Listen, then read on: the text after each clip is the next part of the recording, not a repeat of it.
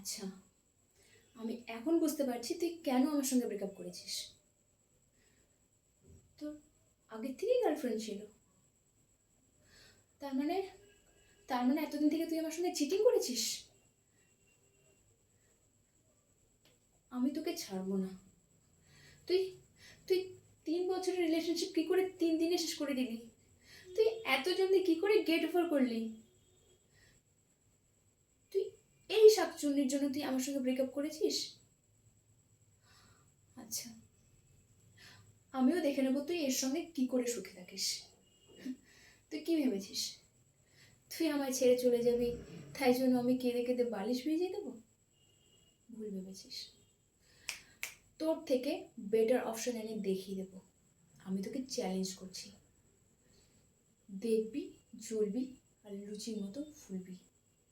দেখে নিস, শালা চিটিংবাজ।